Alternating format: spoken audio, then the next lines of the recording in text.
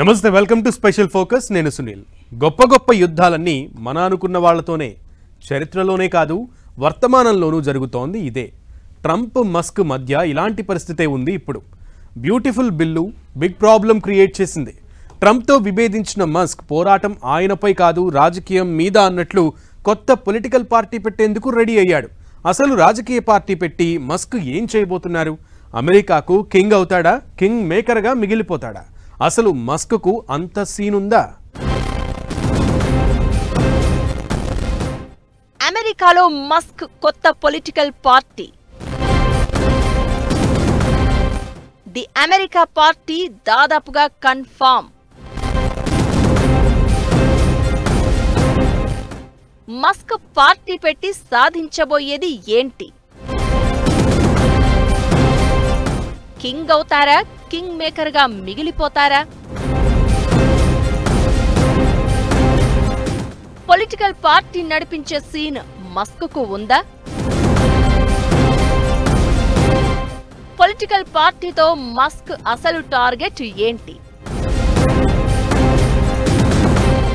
రాజకీయంగా మస్క్ బలాలు బలహీనతలు ఏంటి? అప్పుడు గెలిపించాడు, ఇప్పుడు లెక్క తేల్చేందుకు రెడీ అయ్యాడు. ట్రంప్ మస్క్ మధ్య విభేదాలు పీక్స్ కు చేరుకున్నాయి. ఈ పంచాయతీ ఎలాంటి మలుపులు తీసుకుంటుందనే చర్చ జరుగుతున్న వేళ మస్క్ చేసిన ప్రకటన సంచలనంగా మారింది. సోషల్ మీడియా వేదికగా తన కొత్త రాజకీయ పార్టీ ఏర్పాటు గురించి ప్రస్తావించారు. ఓటింగ్ చేపట్టారు కూడా. హైలైట్ ఏంటంటే 80% మంది అనుకూలంగా ఓటు వేశారు. దీంతో ది అమెరికా పార్టీ అంటూ మరో పోస్ట్ చేశారు మస్క్. ఈ పరిణామం అమెరికానే కాదు ప్రపంచ రాజకీయాలను కూడా షేక్ చేసింది. ది అమెరికా పార్టీ పేరుతో మస్క్ కొత్త పార్టీ పెట్టబోతున్నారంటూ ప్రచారం మొదలైంది. అయితే దీనిపై మస్క్ నుంచి అధికారికంగా ఎలాంటి ప్రకటన రాలేదు. ఈ మధ్య ట్రంప్ మస్క్ మధ్య రచ్చ పీక్స్ కు చేరింది. ట్రంప్ విజయానికి తానే కారణమని మస్క్ అంటే అంత సీన్ లేదని ట్రంప్ కొట్టిపారేశారు. డోజ్ నుంచి తప్పించినందుకే ఇంత ఆక్రోశమంటూ మస్క్ ను రివర్స్ టార్గెట్ చేశారు. ఇక మస్క్ కూడా తగ్గేదిలే అన్నట్లు లైంగిక వేధింపుల కేసులో ట్రంప్ పాత్ర ఉందంటూ బాంబు పేల్చారు. ఇలా ఇద్దరి మధ్య మాటల యుద్ధం జరుగుతున్న వేళ మస్క్ కొత్త పార్టీ ప్రచారం సరికొత్త చర్చకు కారణమవుతోంది.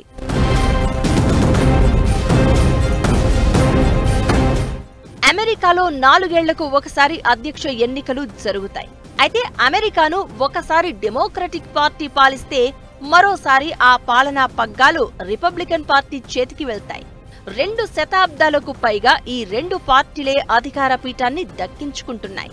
ఓవరాల్ గా డెమోక్రాట్, రిపబ్లికన్ అమెరికాలో ఈ 2 పార్టీలదే హవా.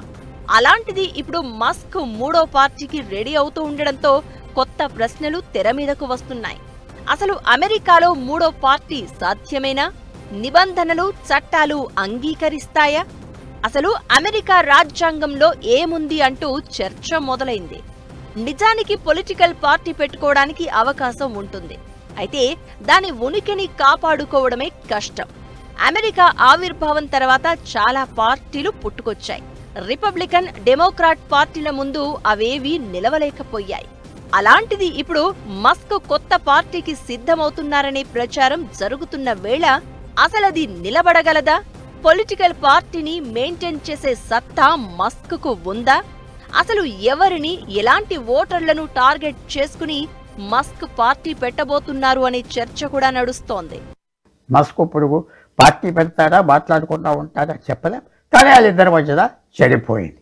అందువల్ల మస్క్ ఆయన వ్యాపారాలు కాపాడుకోవటానికి, ఎందుకంటే ఆయన వ్యాపారాలు అన్ని గవర్నమెంట్ మీద ఆధారపడి ఉన్నాయి.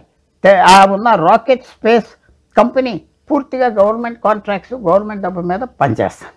అలాగే టెస్లా కూడా ఎలక్ట్రిక్ కార్ కాబట్టి వాళ్ళకి సబ్సిడీస్ కావాలి. స్టార్లింక్ అనేది ఇంటర్నెట్ తీసుకొచ్చేది కూడా అమెరికన్ ప్రభుత్వం సపోర్ట్ చేసి పర్మిషన్ ఇవ్వాలి. ఈ అన్నిటికీ అడ్డుకుంటానని నన్ను ట్రంప్ కూడా వార్నింగ్ ఇచ్చాడు. చాలా సీరియస్ వార్నింగ్ ఇచ్చాడు. ఆయన చేయబోతున్నానని చెప్పాడు. దానికి మస్క్కి సలహాదారులు తగ్గిపోవని చెప్పారు. స్టాక్ మార్కెట్ కూడా మస్క్కి ఈ 2 రోజుల్లో వ్యతిరేకం చూపెట్టింది. రాజకీయ పార్టీ ఏర్పాటు చేయాలన్న మస్క్ నిర్ణయం వెనుక చాలా కారణాలు కనిపిస్తున్నాయి. కొత్త పార్టీ పెట్టి స్వతంత్ర ఓటర్లను ఆకర్షించే వ్యూహాన్ని మస్క్ అమలు చేసే ఛాన్స్ ఉందనే అభిప్రాయాలు వినిపిస్తున్నాయి. 2024 ఎన్నికల్లో ఓటు రిజిస్ట్రేషన్ చేసుకున్న వారిలో 43% తమని తాము ఇండిపెండెంట్ ఓటర్లుగా చెప్పుకున్నారు. 1990లో కేవలం 32% మంది ఓటర్లు మాత్రమే తమని తాము ఇండిపెండెంట్ ఓటర్లుగా ప్రకటించుకున్నారు. ఇక అమెరికా కొత్త జనరేషన్లో ఎక్కువగా స్వతంత్ర భావనలు కనిపిస్తున్నాయి. మరీ ముఖ్యంగా 1981-96 మధ్య పుట్టిన మిలేనియల్స్ లో 36% మంది ఇండిపెండెంట్ ఓటర్లుగా ఉన్నారు. జెన్జీ బ్యాచ్ లో 26% స్వతంత్ర ఓటర్లుగా ఉన్నారు. వీళ్లని అట్రాక్ట్ చేయడమే మస్క్ వ్యూహంగా కనిపిస్తోంది. ఎలాగూ చేతిలో ట్విట్టర్ లాంటి సోషల్ మీడియా కూడా ఉంది.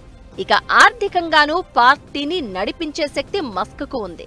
అయితే ఎన్నికల ఖర్చు విషయంలో అమెరికా రాజ్యాంగంలో కొన్ని పరిమితులు ఉన్నాయి. ఎన్నికల ప్రచార సమయంలో ఇమిగ్రేషన్, ట్రాన్స్జెండర్ హక్కులపై చేసిన వ్యాఖ్యలు, డోజ్ చీఫ్ గా ఉన్నప్పుడు తీసుకున్న నిర్ణయాలు మస్క్కు ఇబ్బందిగా మారే ఛాన్స్ ఉంటుంది. మస్క్ దక్షిణాఫ్రికాలో పుట్టాడు. దీంతో అమెరికా రాజ్యాంగం ప్రకారం అధ్యక్ష పదవికి అనర్హుడు. దీంతో అమెరికాకు కింగ్ గా మారే అవకాశాలు లేవు. అయితే పార్టీని స్థాపించి దానికి అధినేతగా కింగ్ మేకర్ అయ్యే అవకాశాలు ఉంటాయి. అలా అని అది కూడా అంత ఈజీ కాదు. అమెరికా రాజకీయ వ్యవస్థలో రిపబ్లికన్, డెమోక్రాట్లదే హవా. ఆ రెండింటినీ తట్టుకుని కొత్త పార్టీని స్థాపించడం, దాన్ని ఎన్నికల్లో విజయవంతం చేయడం అంటే చాలా సవాళ్లు ఎదుర్కోవాల్సి ఉంటుంది. క్షేత్రస్థాయిలో బలం పెంచుకోవడం, అభ్యర్థుల ఎంపిక, 50 రాష్ట్రాల్లో క్యాడర్, పార్టీ పెడితే ఇవన్నీ మస్క్కు సవాలుగా మారే ఛాన్స్ ఉంటుంది.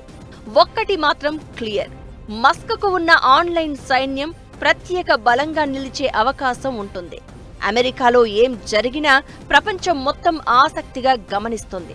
మస్క్ సోషల్ మీడియా సైన్యంతో పార్టీ లక్ష్యాలను ప్రపంచానికి చెప్పడం ఈజీ అవుతుంది. మస్క్ పార్టీ పెడితే అది అమెరికా రాజకీయాల్ని ఖచ్చితంగా ప్రభావితం చేసే అవకాశం ఉంటుంది. మరి లాభం లేదు, రాదు అనుకుంటే అడుగు తీసి అడుగు వెయ్యని రకం మస్క్. అలాంటిది నిజంగా పార్టీ పెడతారా లేదా అన్నది $1 మిలియన్ ప్రశ్నగా మారింది.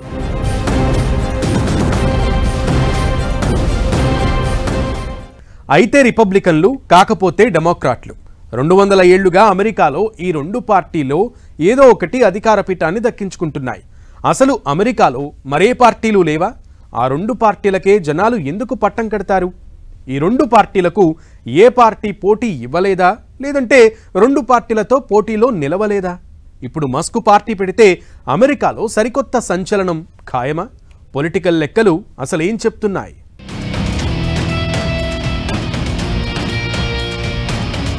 రెండు 200 ఏళ్లుగా రెండు పార్టీలదే హవా. మూడో పార్టీ ఎందుకు సక్సెస్ అవ్వట్లేదు? మస్క్ పార్టీ పెడితే మరో చరిత్ర ఖాయమా?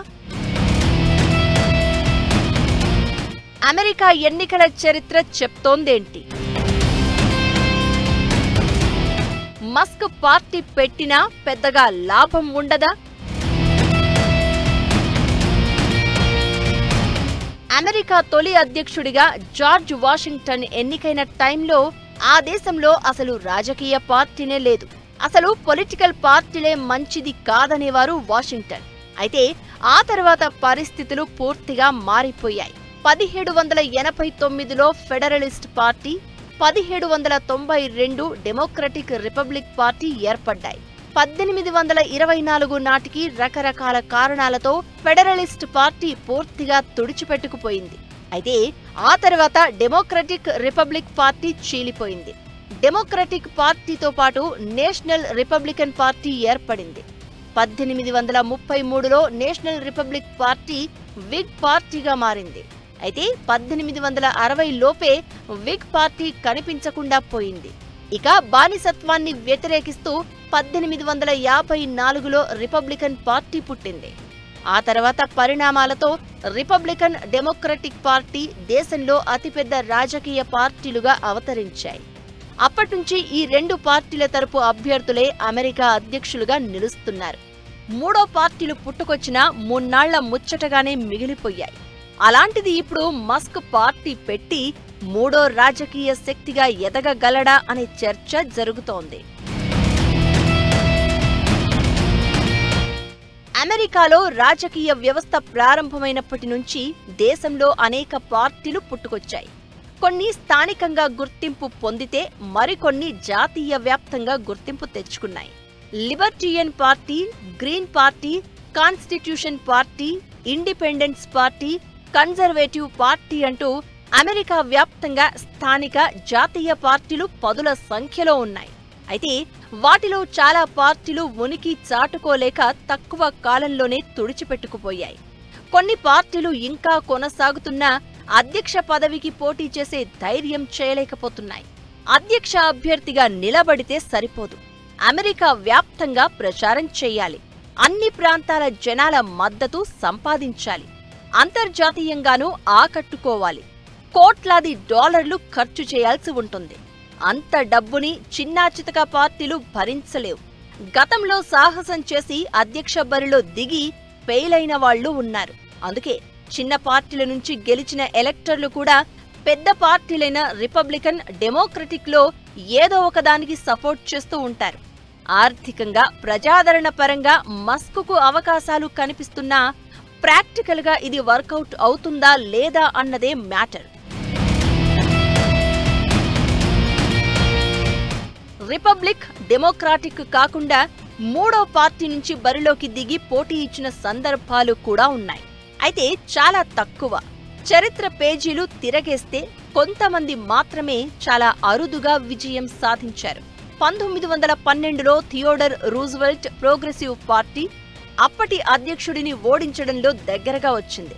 ఇక 1992లో రాస్ పెరోట్ 19% ప్రజాదరణ ఓట్లు సంపాదించారు.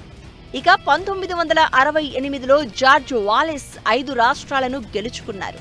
అయితే వీళ్ళెవ్వరూ రాజకీయంగా నిలదొక్కుకోలేకపోయారు. దీంతో శతాబ్దాలుగా అమెరికాలో రెండు పార్టీలదే ఆధిపత్యం నడుస్తోంది. ఇలాంటి పరిస్థితుల మధ్య మస్క్ కొత్త పార్టీ పెట్టి నిలదొక్కుంటారా అనే చర్చ జరుగుతోంది. అయితే గతంతో కంపేర్ చేస్తే పరిస్థితులు వేరు. అటు రిపబ్లికన్, ఇటు డెమోక్రటిక్ పార్టీ తీరుపై చాలా మంది అమెరికన్లు అసంతృప్తితో ఉన్నారు. నిజానికి ఇండిపెండెంట్ ఓటర్లు పెరుగుతోంది. అందుకే మస్క్ పార్టీ పెడితే వాళ్ళందరికీ ఓ ఆప్షన్ గా మారే అవకాశం ఉంటుందనే అభిప్రాయాలు కూడా వినిపిస్తున్నాయి.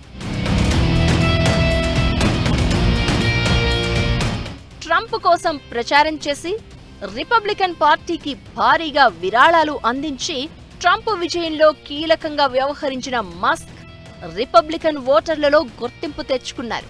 అయితే ఇప్పుడు పార్టీ పెడితే ఆయన గెలుపు సంగతి ఎలా ఉన్నా అది డెమోక్రాట్లకు లాభమయ్యే ఛాన్స్ ఉంటుంది. రిపబ్లికన్ ఓటర్లను ఆకర్షించే అవకాశం ఉంటుంది. ఇలాంటి పరిణామాల మధ్య మస్క్ కొత్త పార్టీ ప్రచారం ప్రపంచవ్యాప్తంగా ఆసక్తి రేపుతోంది. మరి పార్టీ పెడతారా, లేదంటే మరో సంచలన నిర్ణయం తీసుకుంటారా? మస్క్ తుది నిర్ణయం ఏంటన్నది ఉత్కంఠ రేపుతోంది.